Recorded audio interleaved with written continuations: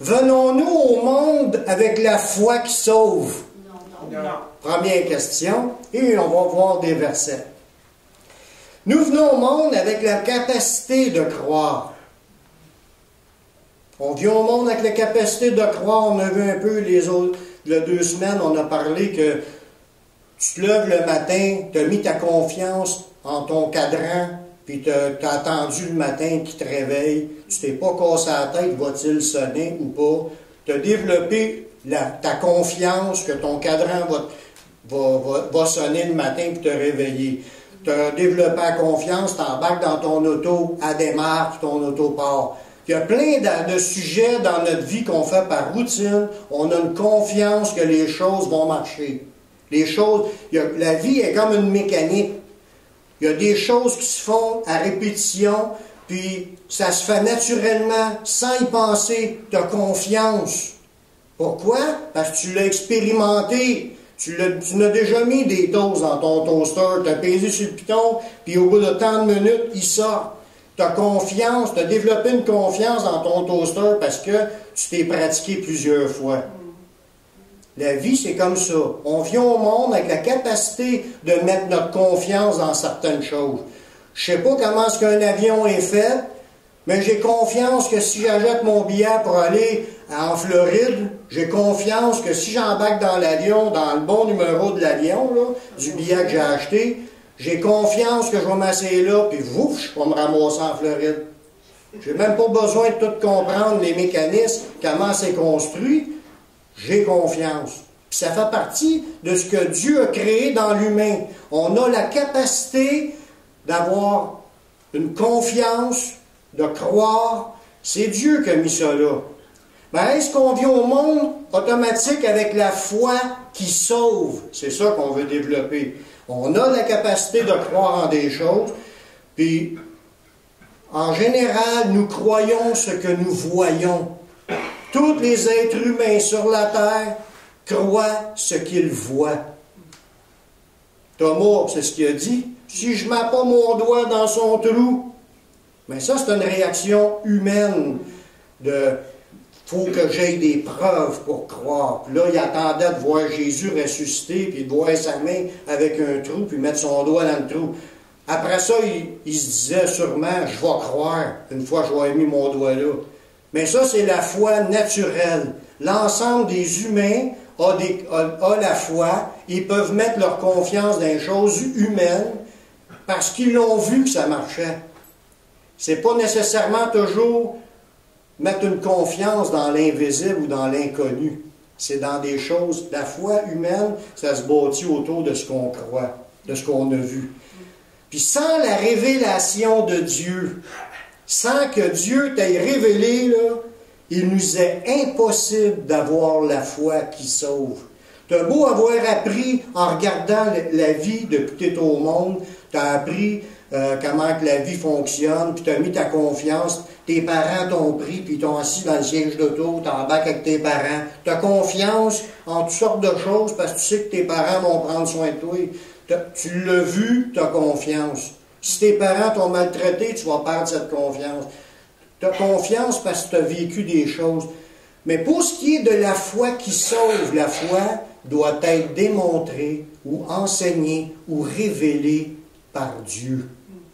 Parce que là, on est en train de s'avancer sur le monde invisible. Personne n'a vu Dieu. Il y en a qui ont vu des représentations, des rêves, des songes. Dieu les a parlé. Dieu a parlé à des prophètes. Mais nous, personnels, on ne l'a jamais vu. Pourquoi que je croirais en Dieu? On commence à y croire quand on entend parler. Là, on peut faire nos propres expériences. Puis là, on demande des choses à Dieu. Puis là, on sent des choses, on expérimente des choses. C'est parce que Dieu se révèle qu'on apprend à connaître Dieu. Tu ne viens pas au monde avec ça. Il y a une série de choses que Dieu va faire. Puis vu que tu es ouvert, tu vas en voir encore plus. Si tu es fermé, tu dis, moi, je veux rien savoir. Puis là, tu te fermes dans cela, tu t'endurcis, tu te bloques. Tu bloques. Il y a beaucoup de monde sur la terre qui sont bloqués dans leur compréhension. On va le voir, il y a des versets qui en parlent. Dans 1 Corinthiens 2, le verset 9, ça nous dit, mais comme il est écrit, ce sont des choses que l'œil n'a point vues. L'œil ne peut pas voir ces choses-là, que l'oreille n'a point entendues, qui sont point montées au cœur de l'homme, des choses que Dieu a préparées pour ceux qui l'aiment, pour ceux qui aiment Dieu. Dieu a préparé des choses pour ceux qui aiment Dieu. Fait que s'il y a une personne, c'est des choses que tu n'as pas vues avec tes yeux et avec tes oreilles, mais Dieu les a préparées pour ceux qui l'aiment. Fait que quand Dieu commence à se révéler à une personne, puis la personne commence à être attirée, à s'en appeler, bien là, Dieu, il a de quoi faire là, dans cette personne-là. Puis il y a des choses que Dieu a préparées pour cette personne-là. Parce que la personne aime Dieu, Dieu va se révéler encore davantage. L'esprit de l'homme, on a vu la semaine passée qu'on était formé comme en trois morceaux, notre corps, notre âme et notre esprit. Puis que la dimension de l'esprit humain, en général, commence par comprendre les choses de ce monde, à sa manière de voir les choses d'une manière humaine, mais qu'il fallait l'intervention de Dieu par son Saint-Esprit pour commencer à parler à notre esprit, pour que notre esprit commence à s'apercevoir qu'il y a quelque chose de plus que juste ce qu'on voit. Il dit, l'esprit de l'homme, s'il n'est pas éclairé par Dieu, il ne peut pas comprendre les choses de Dieu. Ça, il y a un verset qui le dit.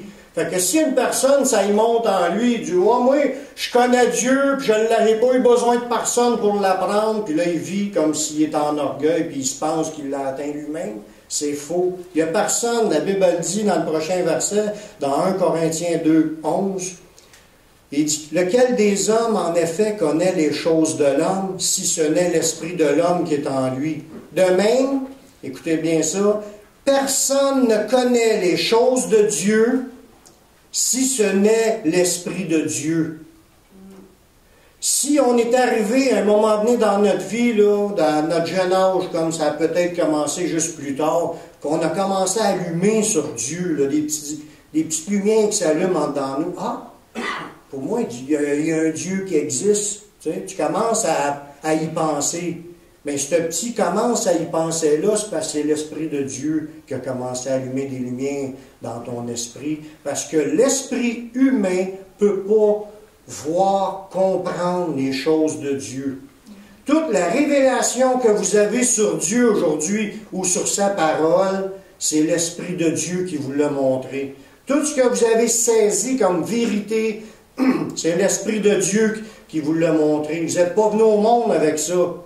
Il a commencé une œuvre, depuis que vous êtes au monde, à vous injecter des idées, à vous changer tranquillement, à vous mettre des petites lumières qui s'éclairent, toujours parce que vous êtes ouverts.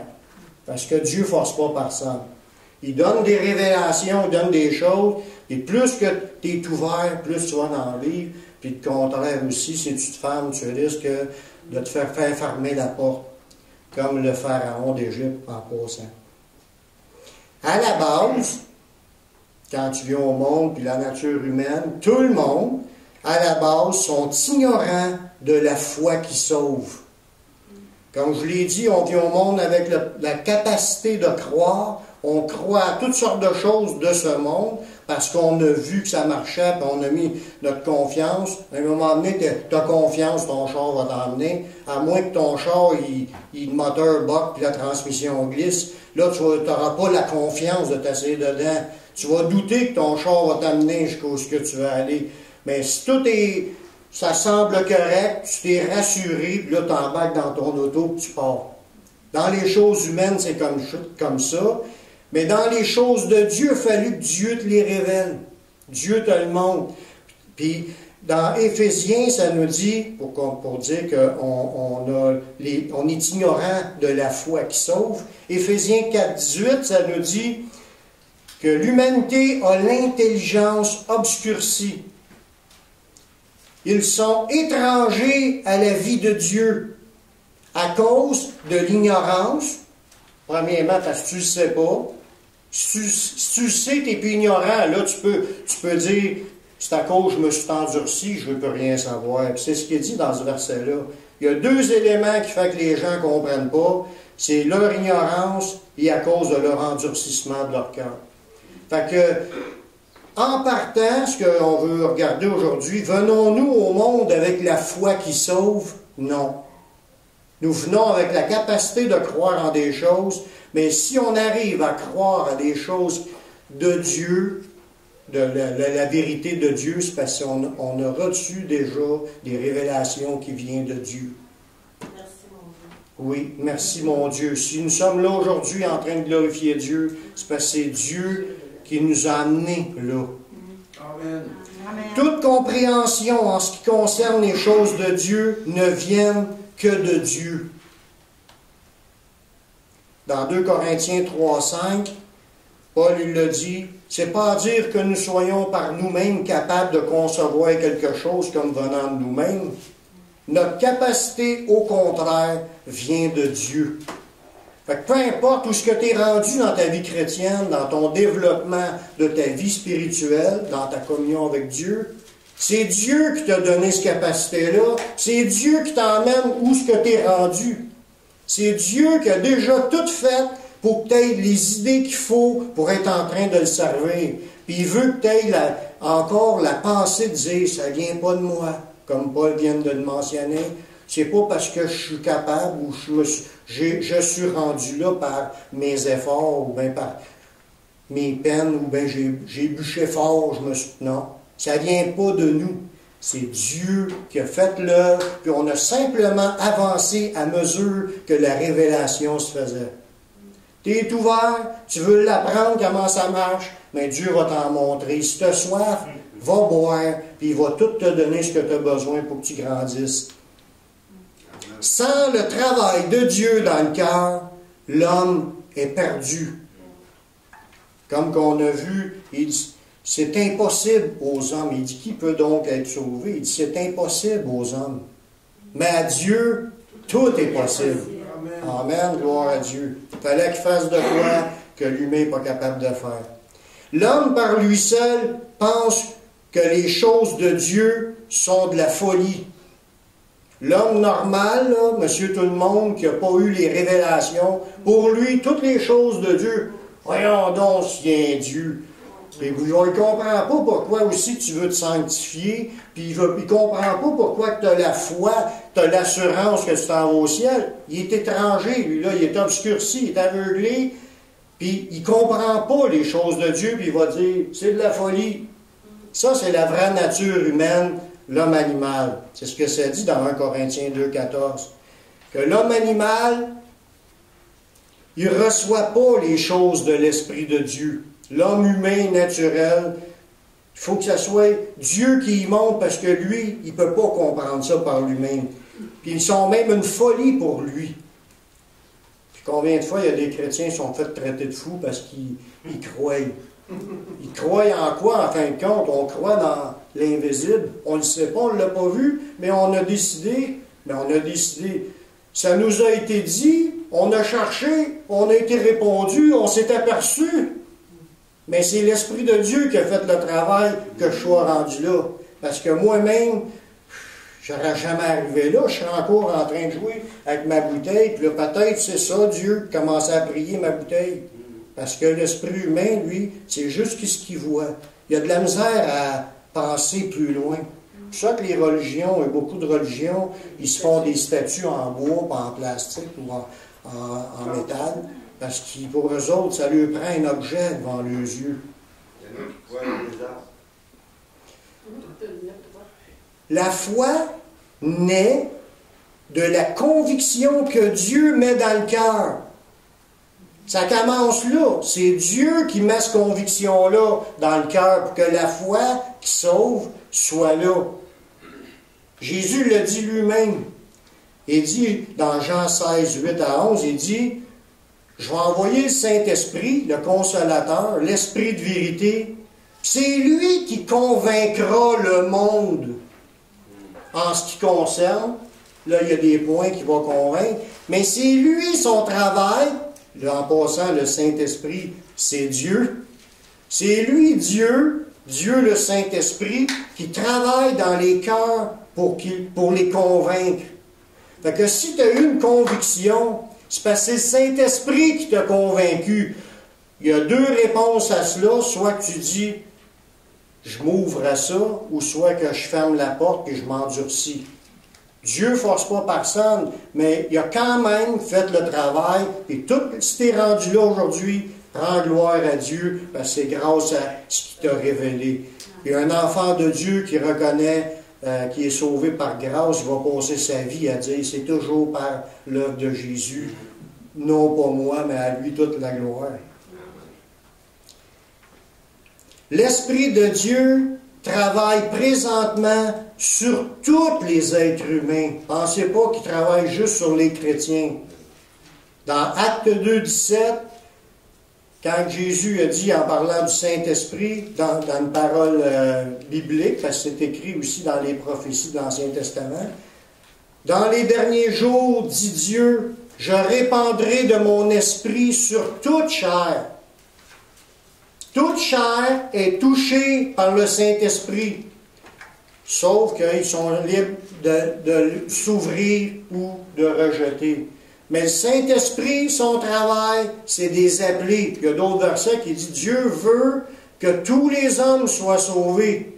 S'il veut qu'ils soient sauvés, on sait, on compte sur le travail de Dieu, le travail du Saint-Esprit pour convaincre les gens qui nous entourent. On va voir un petit peu plus loin que Dieu travaille aussi avec nous pour les amener. Mais le point est, s'il y a quelqu'un qui vient à Jésus, c'est parce que c'est le Saint-Esprit qui va travailler pour le convaincre. Voyez-vous? Il s'est laissé convaincre, ses yeux sont ouverts, là il va commencer à être libre du mensonge, puis il va s'approcher de la vérité. Le Seigneur nous fait comprendre qu'il est là et qu'il les appelle, comme qu'il le fait pour chacun de nous. Si on raconte le témoignage de chacun de nous, comment est-ce qu'on a connu Jésus, comment est-ce qu'on est arrivé à comprendre que Jésus, que j'étais pécheur, puis que Jésus est mort sur la croix pour pardonner mes péchés, au point tellement d'y croire, d'être convaincu que je décide, je l'accepte comme mon sauveur. On a eu l'assurance ou la conviction. On était convaincus qu'il est mort sur la croix pour pardonner nos péchés, puis on l'a accepté. Chacun de nous, on a une expérience différente de la façon que c'est arrivé, mais c'est toujours le Saint-Esprit qui nous a amenés à comprendre, puis qui nous a ouvert les yeux tranquillement. Il y en a que ça a pris une soirée, puis il y en a que ça a pris 20 ans avant qu'ils comprennent. C'est Dieu qui travaille, et Dieu est tout-puissant. Je dis ça parce que mon frère, ça a pris 20 ans avant pour qu'il accepte le Seigneur. Gloire à Dieu! Dieu est tout-puissant! Dieu est patient. Puis Dieu est patient. Puis Dieu exauce les prières. Amen. Priez de persévérance pour ceux que vous aimez. Il est en train déjà de travailler. Puis quand vous priez, il travaille encore plus fort. Il y a de quoi qui se passe dans le monde spirituel que ça dissipe. Nos prières dissipent les attaques du diable, puis les griffes, puis les chaînes, puis les liens. Tout se débâtit pour que la conviction soit encore plus facile introduite dans le cœur. Le Saint-Esprit veut les amener à toutes les sauver. On prie qu'ils ne s'endurcissent pas. Puis on essaye de ne pas faire de mauvais exemples par notre vie pour que le monde se dise, c'est ça un chrétien, je ne veux plus rien savoir. Si là, ils nous voient y aller, puis ça les fait reculer, c'est pas mieux non plus. Il faut vivre de façon à ne pas être une occasion de chute pour les autres, puis toujours les attirer avec l'amour. As-tu vu ci, puis as-tu vu ça, as-tu vu les cheveux cotonnés, puis les cheveux longs, puis les cheveux tendus vert, mauve, gris. Là, tu vois, il y en a de toutes les sortes. Puis là, si on commence à juger et à critiquer, on est en train de travailler contre l'Esprit de Dieu qui essaie de les attirer. Qu'est-ce qui va faire qu'ils vont être attirés à venir? Notre amour. Il dit, à ceci, ils connaîtront, vous êtes mes disciples, à l'amour que vous avez les uns pour les autres. Si quelqu'un rentre ici, peu importe son état extérieur, c'est le Saint-Esprit qui a fait qu'il vienne s'asseoir ici, là. Peut-être qu'on n'y a même pas parlé, le Seigneur est capable.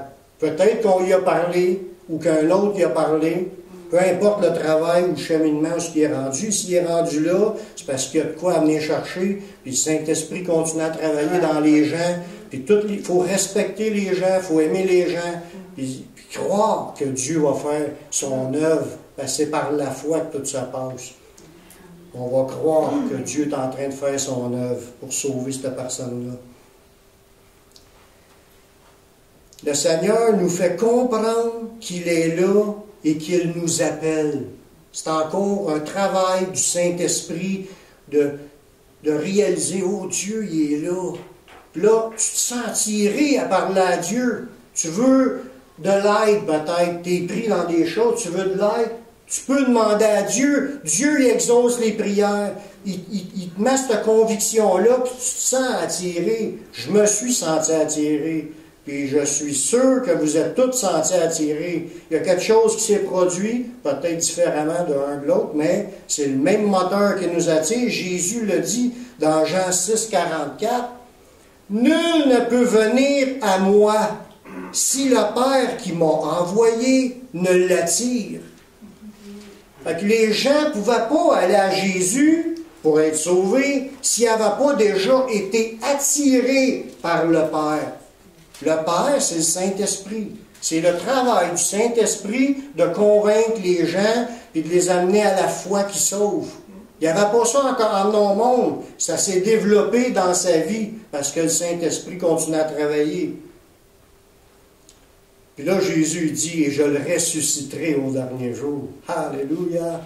Amen. À cause qu'on est là, on a répondu à l'appel, on a répondu à son appel, il est venu nous le dire, on croit qu'il y a une confiance qui est mort pour nous, on l'a accepté comme notre sauveur, on est maintenant ses enfants.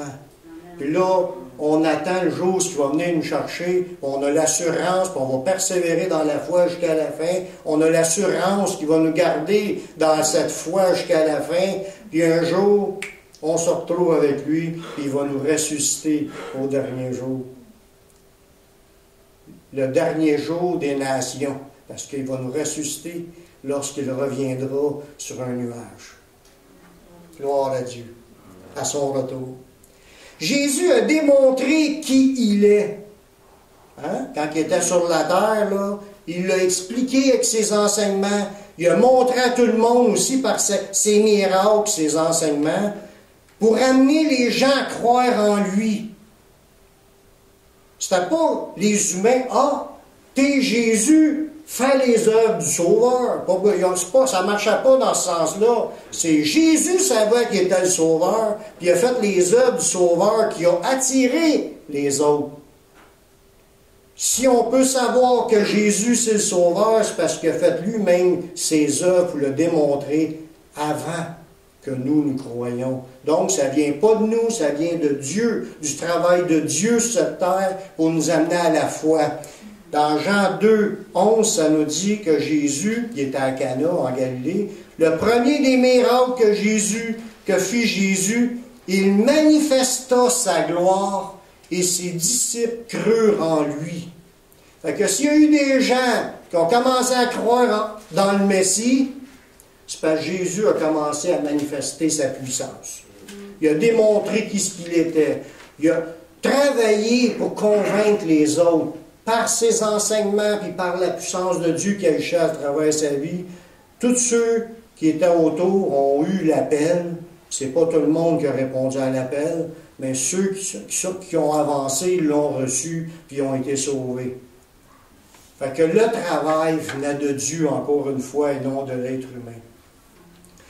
Ce qu'on doit comprendre, par exemple, Dieu a choisi, même si tout vient de Dieu, là, on le croit qu'on n'est pas venu au monde avec la foi qui sauve, puis que c'est le travail du Saint-Esprit qui nous a amenés à cette foi-là. Mais il y a d'autres éléments qu'on doit comprendre pour sauver une personne, pour travailler au salut des gens. Parce que saviez-vous que vous êtes tous appelés à travailler au salut des gens? Oui. Tout le monde, pas juste un évangéliste qui va aller sur un coin de rue passer des pamphlets. Tout le monde est appelé à aller évangéliser, puis travailler avec Dieu pour sauver les gens.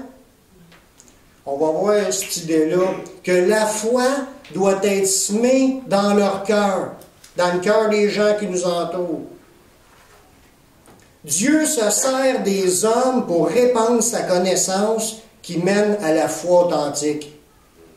Pour avoir la foi authentique, la foi qui sauve, il faut que tu aies entendu des choses, une connaissance, des éléments qui t'expliquent des choses pour que les lumières s'allument. Le Saint-Esprit a décidé, il aurait pu tout faire tout seul. Il a décidé de nous utiliser pour ce travail-là, pour aller chercher ces âmes-là. Il a décidé de passer à travers ses enfants. Les gens doivent recevoir la parole pour croire en la vérité. Ils ont besoin de recevoir la parole de vérité, la Bible, la parole de Dieu. On a besoin d'entendre la parole pour arriver à la foi qui sauve. C'est encore un petit peu plus en détail, on va le voir dans des versets, là, que notre foi vient de la parole de Dieu qu'on a entendue. Tu peux avoir eu, avant de l'avoir entendu, la parole, tu peux avoir eu une voix qui t'a parlé, mais comment tu fais pour savoir c'est qui cette voix-là qui t'a parlé, advenant le cas que tu aurais eu une voix qui t'a parlé? Tu ne peux pas savoir qui t'a parlé, à moins que quelqu'un t'explique que Jésus est ressuscité, puis il est là, puis il est présent, puis il peut répondre à tes prières. C'est parce que tu as entendu quelqu'un te dire qu'il est ressuscité, puis qu'il est là, puis qu'il peut entendre tes prières. C'est à cause de ça que tu as décidé, ou que tu es arrivé plutôt, à te laisser convaincre que ce Dieu-là existe, puis qu'il exauce les prières. Puis là, tu as osé le demander, puis tu as vu des exaucements de prières, tu as entendu sa voix, il t'a touché, un autre a mis sa main, il a prié pour toi, tu es guéri, tu as senti quelque chose. Tu as des expériences que tu vis, puis qui te fait allumer ta foi. Mais la foi, c'est des semences que tu as reçues de la parole de Dieu, qui est une semence incorruptible. La parole de Dieu, c'est une puissance de Dieu pour le salut de quiconque croit. Quiconque met sa foi dans la parole de Dieu, dans la semence de Dieu, elle va porter du fruit. La foi, c'est comme un grain de sénévé. Quand tu le m'enterres, ça pousse, ça devient un arbre. Amen. Amen. La foi, c'est un grain. La foi, c'est comme un grain de moutarde que une fois tu l'as reçu, ça produit quelque chose, puis ça grandit. Ou tu peux dire, moi, quand je pile là-dessus, j'en veux pas. Mais si tu la veux, ça va grandir, ta foi va grandir. Puis je suis sûr que vous avez plus de foi aujourd'hui que vous aviez quand vous êtes venu à entendre la première fois le nom de Jésus. Amen. Comment c'est arrivé? C'est le Seigneur qui vous a emmené jusque-là, puis vous avez montré un paquet d'affaires, puis les versets, ça clique, puis là, vous comprenez des choses, puis plus que vous avancez dans la connaissance de la parole, plus que votre foi elle augmente. C'est pour ça que ça prend du monde, il faut réaliser là, que ça prend du monde pour aller semer la parole. Il faut semer la parole. Il faut l'envoyer partout. Parce que le Seigneur va s'en servir. Dans Romains 10, 14, ça nous dit « Comment donc invoqueront-ils en celui qui n'ont pas cru? » Fait que comment ça va arriver que les gens vont invoquer Dieu sinon ils n'ont pas cru? Impossible, s'ils ne croient pas du cœur, ils ne l'invoqueront pas. Comment croiront-ils s'ils n'ont pas entendu parler? Comme je vous expliquais tantôt, si tu n'as jamais entendu parler, tu ne peux pas savoir c'est qui est là. Tu peux dire c'est Bouddha, tu peux dire c'est le soleil qui est Dieu, tu peux dire les nuages, tu peux dire les oiseaux, la mère nature, l'esprit du nouvel âge, là, etc. Tu peux t'en donner des noms, mais tu ne sais pas c'est qui. Mais comment tu peux croire si tu n'as pas entendu parler? Puis comment entendront-ils parler s'il n'y a personne qui prêche? Paul qui a dit ça. L'importance que s'il y ait quelqu'un qui prêche pour que l'autre mette sa foi dans ce que tu dis puis qu'il invoque ce Dieu-là. Il est important qu'il y ait des gens qui s'aiment. Le départ de la foi qui sauve provient premièrement de la parole de Christ, la parole de Dieu. Le Saint-Esprit se sert de la parole de Dieu pour convaincre les cœurs. Si la personne n'a rien entendu, il ne sait pas. Là, l'Esprit de Dieu travaille, il a entendu des paroles de la parole de Dieu, des semences, c'est des petites semences. Puis là, il médite, il pense, puis là, il va finir par avoir la foi pour être capable d'invoquer, de demander, de chercher, puis de désirer ce qui se passe plus dans sa vie.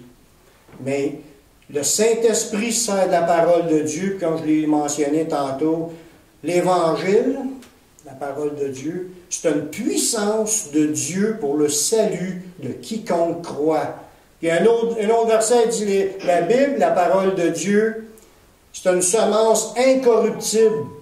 C'est une parole vivante et permanente de Dieu. C'est Dieu qui a permis qu'on ait la Bible dans nos mains comme étant une semence incorruptible. C'est une semence, tu sèmes. C'est une semence, tu sèmes, mais c'est une semence sans corruption. Elle est permanente, elle est vivante. Quand elle rentre dans un cœur, elle fait son travail. Il faut que tu forces pour ne pas croire. C'est pour ça que des fois, il y a du monde qui dit « Non, ça ne va pas! » Mais s'ils sont si robustes envers ça, c'est parce que ça travaille dans leur cœur. Sinon, ils diraient « Ça ne me dérange pas, moi. Si je fais avec ça. » Mais il y a un combat. Ça veut dire que la semence, il y a peut-être d'autres personnes qui en ont parlé, puis que là, ça a déjà travaillé. C'est une puissance de Dieu, la parole de Dieu, pour le salut. Elle est vivante, elle pénètre l'âme et l'esprit, jointure et moelle. Elle juge les sentiments et les pensées du cœur. C'est une puissance, puis il faut la semer, c'est une semence. Puis ça prend des cultivateurs qui y répandent avec le, comment ça s'appelle ça, la machine, qui jette les grains partout. Une semeuse. Mais on devrait tous sortir avec notre semeuse, puis semer la parole de Dieu partout, dans toutes les villes. Parce que c'est ça qui va sauver leur vie. Ils ont besoin de ça pour comprendre, puis allumer, puis de se tourner vers le Dieu qui sauve. Jésus a envoyé ses disciples enseigner partout la bonne nouvelle. Dans Marc 16, 15, il dit « Allez par tout le monde, puis prêchez. Allez par tout le monde et prêchez. Allez l'annoncer. Allez semer la bonne nouvelle. Allez la répandre, la semence. » Puis il le dit aussi dans Matthieu 28. « Faites de toutes les nations des disciples. » C'est la mission. Puis là, il dit les baptiser, tout ça. Puis il dit, enseignez-leur à observer ce que je vous ai prescrit. Les lieux de culte comme qu'on a, c'est un lieu pour recevoir les instructions, les enseignements, pour arriver à mettre en pratique ce que Jésus dit. Amen. Il n'y a pas de gros d'amen, mais ça me s'en prend plus. On veut mettre en pratique ce que Dieu dit. Amen. Gloire à Dieu. La foi sans les arrêts. Oui. La parabole du semeur, je ne sais pas si vous avez souvenir de cette parabole-là, il y a un semeur sorti pour semer. On voit ça dans Marc 3, mais allez dans Matthieu, dans Luc. Un semeur sorti pour semer. Un semeur, oui, il sort puis il sème. C'est sa job. Là, il a semé de la semence dans la parabole, il a semé de la semence à 4 endroits différents, puis il y a eu de différentes pousses à chaque endroit. Une place qu'il n'a pas eu pantoute, c'était dans le chemin. Puis après ça, il l'a mis dans où il y avait de la roche. Il n'y avait pas de racines, puis la semence est morte au soleil, ça a séché là. Il a reçu la parole avec joie. Mais quand ça a commencé à aller mal dans sa vie, il a décidé de tout lâcher. Mais ça poussait. C'est ça qui est le point. La parole pousse. Mais le problème, c'est dans quelle terre que ça va tomber. La terre, c'est le cœur de l'homme. Donc, ça, c'est pas notre job de savoir quel état du cœur des autres. Notre job, c'est sors puis sème. Sors puis sème. Vas-y puis sème. Puis Dieu va faire croire. Amen. Puis ça, en continuant cette idée-là, il a semé aussi dans des places qui avaient des épines puis des ronces. Puis après ça, il y en a d'autres qui étaient dans la bonne terre. Sors puis sème. Sortons et semons. Amen. Nous sommes ouvriers avec Dieu pour semer la semence de la foi. On est venu au monde avec la foi qui sauve? Non. Mais on a dans nos mains quelque chose qui peut faire, que ça va faire, qu'ils vont peut-être recevoir cette semence-là, puis ça va pousser dans leur cœur. Il ne faut pas la retenir. On l'a en quantité industrielle, on peut avoir des pamphlets, que tous les versets pour le salut sont dedans. On peut avoir des... Tu peux aller le dire de bouche à oreille aussi. Tu peux avoir des Nouveaux Testaments. Tu peux avoir toutes sortes d'affaires pour pouvoir distribuer la parole pour semer. Allons semer. Semons la parole de Dieu. Puis Dieu va faire croître. Dans 1 Corinthiens 3,6, ça nous dit « J'ai planté », c'est l'apôtre Paul qui parle, il dit « Apollos, il a arrosé, mais Dieu a fait croître. Le Saint-Esprit travaille avec nous, ou plutôt, nous travaillons avec le Saint-Esprit. Nous semons, et Dieu fait croître. Nous semons, un autre va arroser, mais Dieu va faire croître. Toute la gloire revient à Dieu. Mais il nous demande d'aller semer. La foi qui sauve va grandir dans leur cœur parce que Dieu va se servir de ce qu'on a semé, puis il va toucher le cœur, puis ça va grandir. Puis c'est la parole qu'une fois tu l'as, cette petite semence-là, la grosseur d'un grain de moutarde, si tu veux, la grosseur, mais c'est pas important la grosseur. C'est ta main dentaire, ça pousse. Ça pousse, ça devient un arbre, un grain de moutarde. Il dit dans le verset 9 de 1 Corinthiens 3, 9, il dit « Nous sommes ouvriers avec Dieu. » On parle pour le salut des âmes, là. On travaille avec Dieu. On est des ouvriers avec Dieu. Des fois, Dieu attend qu'on se lève et commence à en parler aussi. Parce que lui, il aimerait ça sauver tout le monde. Mais des fois, c'est les chrétiens qui ne sont pas là. Il faut se lever, prendre des pamphlets, puis en donner.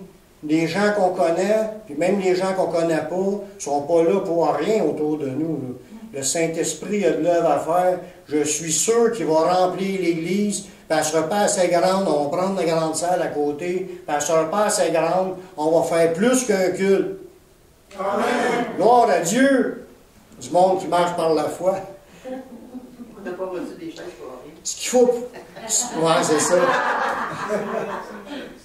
Le fait d'être mal instruit dans les vérités bibliques va faire l'effet contraire.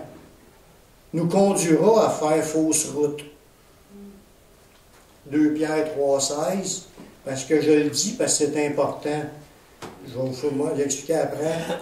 Il parle de Paul que dans toutes ses lettres, il parle des choses difficiles dans lesquelles il y a des points qui sont difficiles à comprendre, dont les personnes ignorantes ou mal affermies tordent le sens, comme celui des autres Écritures, pour leur propre ruine. Fait qu'il y a des gens qu'au lieu d'avoir reçu la semence incorruptible qui est la vérité, l'avoir reçue comme étant la semence de vérité, ils ont commencé à la tordre. C'est comme ils ont essayé de la changer génétiquement. Elle aurait été due faire un effet puis t'amener par là. Puis eux autres, ils ont dit non, c'est pas ça vraiment que ça veut dire. Puis le mensonge qu'ils ont trafiqué les amène dans l'autre direction. Fait qu'il y a bien des religions sur la terre, mais il y a juste une seule Bible. Toutes les Bibles sont pareilles, mais il y a des milliers de religions. C'est parce qu'il y a quelqu'un quelque part qui trafique. Ça est important parce qu'il dit, quand tu es ignorant, c'est parce que tu ne le sais pas, ou tu as été mal affermi, ça veut dire que tu as entendu des enseignements, mais tes enseignements étaient erronés. Fait que les personnes qui ont eu des enseignements erronés, qui transmettent ça aux autres, tout le monde s'en va vers la ruine. Ça ne sauve pas des enseignements erronés. Il faut que tu sois à cheval dans la vérité qui sauve. Il y a juste une vérité, puis c'est Jésus qui est mort sur la croix, pardonner nos péchés.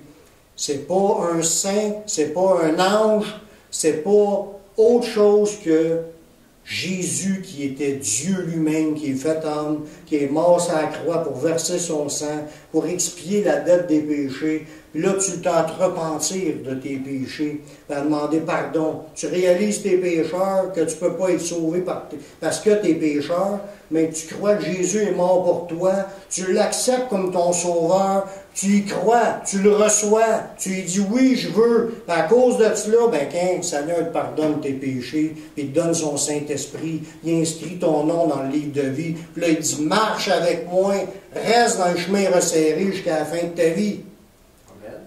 Amen. Quand on marche dans ce chemin-là, qu'on arrive au bout dans la foi, en gardant la foi te sauve, tu fais partie de la gang qui va être là. Mais ceux qui sont ignorants et mal affermis, c'est pour leur ruine. C'est ça que ça dit le texte.